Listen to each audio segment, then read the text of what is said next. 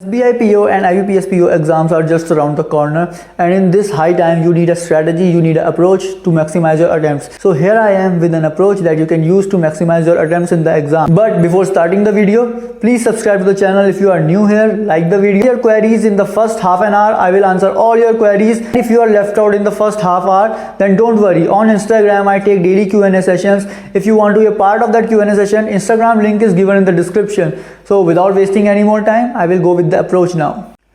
Overall guys, you should remember that you have to attempt at least 65 to 75 questions. Now first of all, I'm gonna talk about English.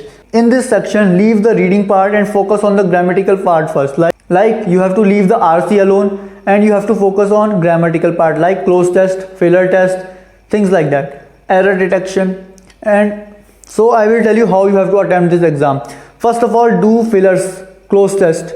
After that, do error detection. After that, do rearrangements or parajumbles, and in the last, do RCs. And when you do the RCs, first do vocabulary part or the part in which idioms are given and reference to the passage. So wherever that idiom is given in the passage, read that para of the passage and try to figure out what the author is trying to convey. Same with vocabulary. Read only that much part of the passage where the vocab is given and you can do the passage like that. Then you have to move to solving the entire RC. Before that, don't do that. And one more tip that I want to give you is, if you have attempted at least 20 questions flawlessly, then in 5 questions you can guess, and it should not be a random guess. Like if you are not sure in 2 options, then you can pick 1 option in 5 questions. Why I am saying this? If in 20 questions you are absolutely sure, then in 5 questions you can do this, because if 1 question is right, if one answer is right and 4 are wrong, your marks will cancel out, it will be 0. But if somehow 2 are correct and 3 are wrong, your marks will be in plus. So you can do the math, will be in profit. Speaking about maths, let's talk about the approach you have to follow in quantitative aptitude. You have to leave arithmetic portion and focus on these things: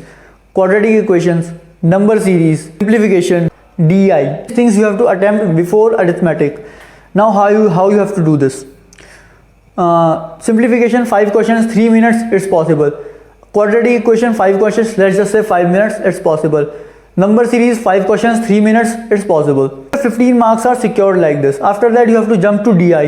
And in DI, if I tell you, in one DI, at least 2 questions are really easy. Like ratio will be asked, things like that will be asked. These things can be calculated really easily. So two questions from 2 DIs, 4 questions are there. So 90 marks are set now. After that, you can check for arithmetic easy questions like profit and loss easy questions, boat and stream easy questions, time distance easy questions. I mean by easy question, that which is doable within 1 minute. Permutation and combination, it's really easily doable. Now before attempting any more, complete the DIs first, whatever 3 questions you have left. Like this you can maximize your score using your logic. Now let's talk about reasoning. Reasoning approach is really simple guys. You have to leave puzzles, input output, data sufficiency type questions towards the end. Before that you have to solve syllogism, inequalities, direction sense questions. These type of questions, at least 15 questions are there. Relationships, blood relationships. These questions you have to do first.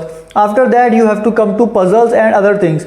And if you are stuck in any puzzle, like if you are not able to solve puzzle in 1 or 2nd attempt, then skip that puzzle and move on to the other question. And one thing that I will tell you, if input output is there in the exam, attempt it in the last, because that is a really long question and that takes a hell lot of time. So this is all about this approach that I wanted to give you. With this, I will end this video, but before going, please subscribe to the channel. Give this video a thumbs up if you liked my content. Comment and I will answer the questions in the first half hour. I will answer all the comments in the first half hour. If you are left in the first half hour, then no need to worry. On Instagram, I take daily Q&A sessions. If you want to be part of that Q&A session, link is given in the description. Time to wrap up this video. I will see you in the next one. Bye.